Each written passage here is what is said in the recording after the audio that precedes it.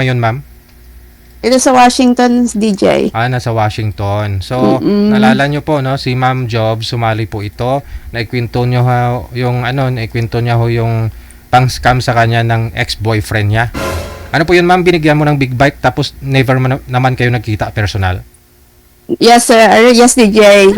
Ganun na nga. Oh, hindi man lang kayo nagkita. So, ano po update, ma'am? Nakuha nyo na po yung big bike? Ano po? Hindi, DJ. After kong sumali noon, mga siguro 2 days, Oh, nag-message. nag-message siya. Nakita niya sigurado. Pero, wala siyang binanggit as in. Nag-message siya sa'yo. Anong sabi niya? Sabi niya, kumusta? Sabi ko, oy, kumusta? Yung may mura. Oh, Sabi ko, buhay ka pa? Sabi niya, oo naman. Sabi niya, ganun. Oh, Sabi ko, kumusta na yung pang-uts mo, kako? Utang. oo, utang. Sabi niya, tsaka kumusta yung yung bigay, yung bike nga. Oo, yung... Wala na daw. So, tama ka, DJ, na nahila na siya. yung big bike nakuha, nahila na. Nakuha. Kasi, Tapos, hindi niya wala nang pambayad. Oh, yun lang, no? Wala nang pambayad. Okay. So, sayang naman, ikaw po yung naghuhulog ng big bike niya at the time, di ba? Yes po. Magkano na po sana yung naibigay mo para ibayad? 10,000 a month yun eh. 10,000 naman. So, ilang years Tapos ilang years mo na nabayaran? 8 months? Oh, sayang, no? Hinatak. Hinatak siguro na na nakarma na. O baka naman pinasalo niya po sa iba. Hindi ko maalam, DJ, kasi yung DJ, kasi sabi niya nung nag-apply siya, ginamit niya yung name ko. Ginamit niya yung name mo. May binigay po Para ma-proven. Okay. So, may binigay po kayong ng ID? Wala naman, yung income ko lang, source of income ko noon. Wala. Bali, may bank statement po kayong binigay? Opo, yung payroll ko po. So, nakapangalan po sa'yo yung loan na yun? Kaya po, pero yung loan, para ma-proven siya, is yung payroll ko po. Pakilala niya sa'yo, asawa ka? Asawa daw, uy, she's sa'yo. Taga Bacoor, hello. Okay. So, Pulito, hello. bukod sa big bike, ano pa ho yung naibigay niyo sa kanya? Siyempre, pagmamahal mo. Mahal mo eh. Pagmamahal. Aircon, upuan, lamesa. Teka lang. Balikan nga po natin. Saan niyo po ba ito nakilala si Boy? Kasi lahat ng group mo, DJ, kasali ako. Hong Kong, USA, basta lahat halos. Okay. Ewan ko kung saan doon. Tapos, ano po yun, nag-PM siya sa'yo? Nag-PM siya? Sa may mga, di ba, may mga pictures, tapos greet ka doon. Tapos, nag-comment lang naman ako, tapos comment din siyang mga ganun. Parang exchange lang sa mga Okay. So, yun. Nire-replyan niya siguro yung comment mo, the time. Opo, DJ. Okay. So, tapos, yun na po, nag-friend request na sa'yo, in-accept mo, nag-usap-usap. Na-accept ko naman. Tapos, naging kayo. Gaano po katagal bago mo sinagot? 3 months yata? Medyo matagal na rin po sana yun, ha? Pero, hindi mo lubos nakilala. Kasi nga po, nung minahal mo na siya, so, humingi talaga siya o binigyan mo siya ng siya kasi, driver siya ng somewhere, hindi foreigner, sabi na lang nating foreigner. Tapos, medyo siguro something yung parang freezer van. Tapos, nagtitinda ng, wag na nating banggitin kung ano man yung... Mga frozen foods, ganyan. Frozen foods, tapos may mga parang ganon. Hindi katanggap-tanggap. So, para pagkari siguro natakot. Natakot naman si Cordapia. Ako yun. Hello sa'yo. May yung container, yung van na yun. Freezer van, may-ari foreigner. Tapos? Nagdi-deliver sila ng pagkain somewhere sa Metro Manila. So, saan po siya natakot? Kayo? Kasi may mga binibentang illegal? Something. Hala? Doon. Something like Hindi ba pwedeng hindi ka maano? Sige, Ganun. sige nga po, ano yun? Ano yun? Like, kunwari, like, mga cobra, ganon. Ahas? Hmm? Ah, Cobra. So, parang, hindi ko alam, DJ, kasi matagal na akong wala dyan sa Pinas kung legal ba yun. ano po yun yung ahas po mismo, binibinta nila? Doon nila lalagay Oo, sa may mga parang mga Pilipino rin nagdi-deliver sa mga tao na yon na boss niya. Ah, Boss daw niya. Tapos, dinideliver niya nila somewhere. So, buhay po yun. buhay. Buhay po, oo. Siguro, kinakain or something. Hmm, Yun. okay. Hi sa mga viewers, sa mga bashers. Hello dyan. Okay. Tapos po, naging kayo, no? Minahal mo siya. Mm. Tapos, ano po yun, ikaw nag-offer na kukuha ka ng big bike, ako magbabayad, gano'n, Yung sabi niya, umalis muna siya doon sa trabaho. sa trabaho. Tapos sabi niya, wala siyang matirahan, wala siyang bahay. So, Oh, sabi ko, maghanap ka ng apartment. Wala. Oh, yun Dyan na- sa mga, doon na Cavite. nag-umpisa. Doon nag-umpisa yung kasi naawa ako, DJ. Okay. Siyempre, mahal mo. Baka naman, siyempre, may Mm-mm. pangarap din naman ako na makuha siya dito. Ayoko magka-record. Nadadalin mo sana sa dyan. Mm-mm. Kasi binata po yung pakilala niya sa'yo, no? Binata, walang asawa. Binata po siya. Pero sabi niya may ex siya, pero matagal na silang wala. Okay. Pero hindi kasal. Hindi kasal. Oo. Mm-mm. So, kumuha siya ng apartment. Tapos ikaw po yung nagbabayad doon. Binilihan mo siya ng aircon, mga gamit sa bahay. Aircon, unan, kumot, upuan, kaldero, timba, tabo, Oo. lalagyan na ng asin, bagoong, lahat pa. So, ikaw po nag-provide ng panggastos niya araw-araw. Pinadalhan Yes mo po. ng pang-allowance. Tapos, Pang-allowance. binilhan mo pa ng big bike. Sabi niya, gusto niya maglala-move. Ay, pwede Hala. banggitin yun, DJ. Maglalala-move siya, big bike gamitin. Wala akong alam, DJ. Wala akong alam eh. Baka hoy, bayad doon sa lalamove. Kulang pa sa pambayad ng gasolina kasi ilan piston ring ng ng big bike. Mm-mm. Parang kutsi na rin ho yan. Yung big bike ko nga kung tutusin, parang kutsi rin yung gasolina niya. Oo. Ay, paniwala naman ako, DJ. So, okay naman. So, okay naman yung transaction. So, tapos sabi niya, gusto kong mag-apply kasi magaling siyang driver. Oo. Nag-yellow cab driver siya dyan sa Naiya. Airport, oo. Yung yellow driver, ewan Taxi. ko kung anong pangalan. Yellow taxi. Mm-mm. Tapos, napupuyat siya kasi humahabol siya sa boundary. Oo. Tapos bigla siyang matutulog ng 3 araw, 4 na araw siyang natutulog. Doon mo Alam ko napapansin. sa inyo. Doon mo napapansin na parang umiba na yung sa inyo. Oo, nawawala siya na 3 araw. Nawawala siya, sabi niya, pagod ako, matutulog muna, sorry, hindi ko alam, sabi niya matutulog siya, DJ. Tapos, Hindi na nagising. 3 araw na, hindi na nagigising. Tapos magpaparamdam sa pang-apat na araw. Oo. Sabi niya, nakatulog daw siya kasi sobra siyang pagod kasi sa paghahabol ng Boundary. Hala, sabi ko, boundary. Oo. Sabi ko, sige, sabi ko ganyan. Tapos Oo. wala akong kinita, DJ. Wala daw siyang kinita, kulang pa sa boundary. Ako ngayon naabono ng pagkain. Dala, Diyos ko. Basher, wag niyo akong iba siya. Nagmahalang. Pero na-video call mo siya, nakakausap mo siya. Ganon. Oo, DJ, pag hindi na siya natuloy sa Lalamove. So, nasa kanya na yung motor. Nag-driver na lang siya. Nakakausap ko siya, DJ, kahit may pasahero siya. Oo. Pero pag nauuwi siya, sandali ko na lang siyang nakakausap. Tapos sabi niya, antok na ako. Kasi talagang 24 hours siyang nagda-drive.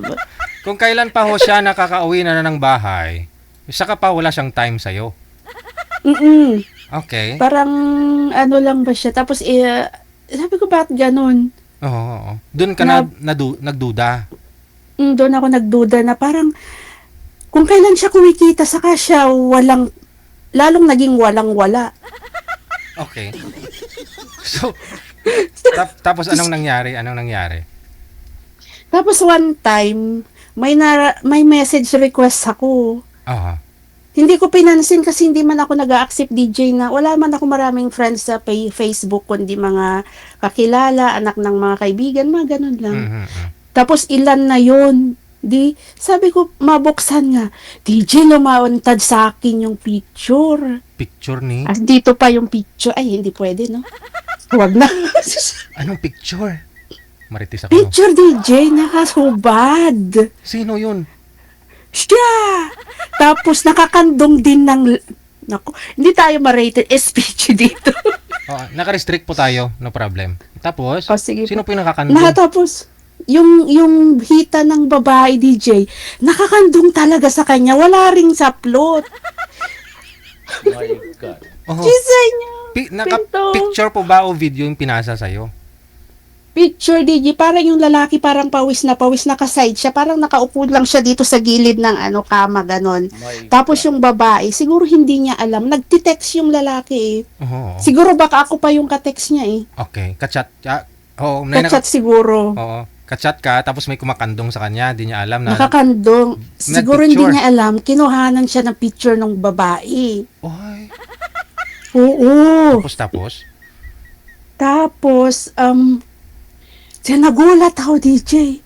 Di, parang nablangko ba ako? Tapos, tinawagan ko siya. Aba, syempre, DJ, todo tanggi. Edited daw yun. Pinacheck ko dito sa kaibigan ko na IT dito sa US. Hindi daw edited yun. At saka, DJ, pati yung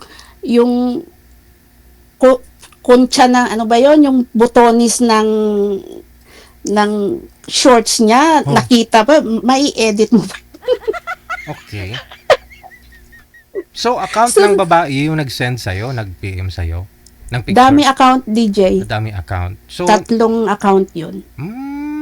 Tapos may warning ako doon na hindi mo ba alam na pineperahan ka lang, nasa akin siya sa ganito. Yung in-explain na sa akin ng babae na nagkikita pala sila, nagsasama, ganun.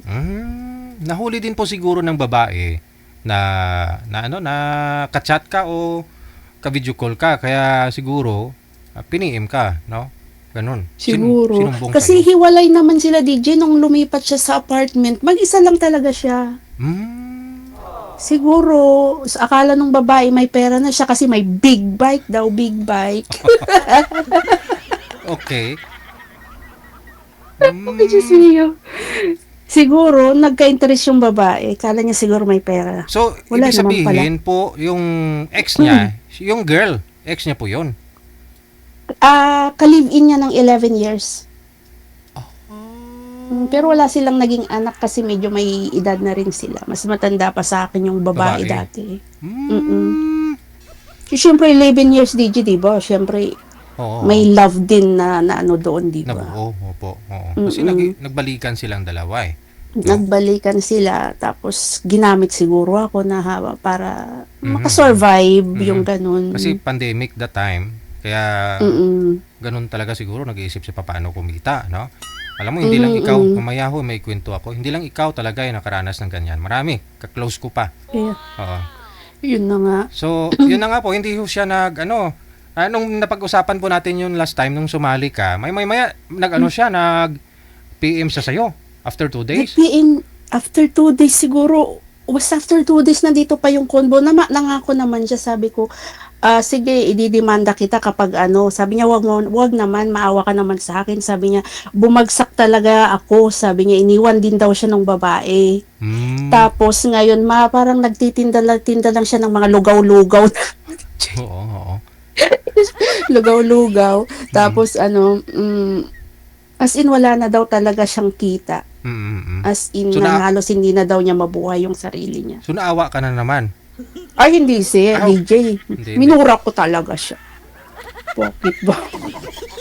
Sabi ko, DJ, ganyan yung mga taong kinaawaan mo na, inabuso ka pa. Sabi ko kasi, bakit mo ako sinaktan? Sabi ko, hindi, wala kang karapatan kasi hindi mo ako palaki. Sabi ko nga sa kanya eh. Oo. Tama. So, Kaya yun. So, maiba tayo. Kamusta naman po pala kayo nang nakausap niyo po dito? Jeju! Hello, OIC. Naging kayo po ba ni OIC? Oh, DJ, kumusta ka? Tulog siya ngayon. Ay, hanggang ngayon kayo pa. Oo, DJ, mabait siya. Ilang years na po kayo? DJ naman, 3 buwan pa lang mahigit. Okay. Pero DJ, sabi ko sa mga viewers dyan, huwag kayong tumingin sa panlabas na nyo. Mm-hmm. Kasi, ang panlabas na nyo, kumukupas yan. Correct. Mabait siya, DJ. Mabait siya. Hindi siya nagbago mula nung after nating nag-usap noon. Hindi naman namin yun pinatay. Tapos, naging okay yung namin, cycle ng pag-uusap namin. Okay naman. No money involved naman. Saka, mabait. Mabait siya. So, syempre, uwi na next year, DJ. Taga saan po yun si OIC? Sa Pampanga. Summer siya, diba? Tapos sa Pampanga siya naka-duty. Tapos ikaw, saan ka po dito sa Pilipinas? Sa Ordaneta, sa DJ. Malapit lang kayo. Kayo. Kung bababa, bababa ka ng Pampanga sa Clark. Sa Clark. Ayun. Yun na. Yun na. Yung mga anak mo, andyan din naman sa US ngayon, di ba? Oo, DJ, nandito tulog yung isa, sumama dito sa room ko. Pero sinabi ko na rin sa family ko, okay na rin sa family niya. So, sana hopefully naman na walang magbago. Kasi mabait siya, DJ. Oo. Yung sigurong hinahanap ng isang babae na sa kanya. Yung maalaga, marespeto. Andun. Sige. Kaya wag tayong mag-judge ng man yung itsura ng tao, kahit hindi gwapo. Okay lang yun. Kasi may mga nag-comment doon, may mga basher, no? Daming basher. Di bali, at least magkakasundo kayo, di ba? Yun lang naman importante. DJ. Magkasundo. Tsaka napaka down to earth niya. Tapos kahit, syempre na normal lang naman yung tampuhan, away. Hindi siya, marunong siyang magpakumbaba kahit na alam mo na, syempre, pag nasa gusto mo ng binigyan siya ng tamang babae, di, syempre, lagi akong tama, DJ, please. Tulog ka lang dyan. Sige. Mapanood niya po yan mamaya. No? Maraming salamat, Ma'am Jobs, ha? Okay, DJ. Salamat. Bye. See you soon. Sige. Bye-bye. Bye-bye. See you soon daw, sabi ni Ma'am. So, ibig sabihin, baka sasali pa siya sa susunod kung hindi umubra. Pero mabait daw si Sir, no? Si OIC. Lesson learned, no? Hindi lang si Ma'am Jobs yung nakaranas ng ganyan. Marami po dito tayo mga actually admin ko pa, mga admin ko pa. Nasa ibang bansa, nasa US na rin. Hindi ko lang sasabihin kung anong pangalan. 2 sila. Nasa US. Oh no. May nakilala sila online dahil dito sa programa natin, no? Sa Wanted Sweetheart. Yun bang nagsusupport kasi sila, nagbibigay ng star. So alam po nila na sa US eh. Yung 2 na yon, yung admin ko. Anong nangyari, nagpakilala na pareho sila ng pareho. Yung mga nanliligaw sa kanila, nagpakilalang foreigner. Hindi lang 100,000 yung perang nabitawan, milyones. Milyones. Nagpakilala na foreigner yung lalaki, mag-i-invest daw yung lalaki sa ganitong company, nagkinapos ng pera, ganito ganyan. Pinadalhan. Oo, pinadalhan. Never pa ho nilang nakaka-video call, ganon. Kasi daw ganito yung company, bawal daw yung cellphone, bawal yung ganyan. Minsan walang signal. Naniwala sila kasi magaling magpaikot-ikot ng kwento yung lalaki. Mas camera. So, kami na po mismo nagsabi na wag na kayo magbibigay ng star dyan sa programa ko kasi masakit po yan sa mata ng mga scammer. During that time, no? Kasi pandemic talaga. 2022, kung di ko, yun na nga po, no? Di ko makalimutan, 2022 po yun nangyari sa kanila. Sabay pa talaga. Parehong nasa US.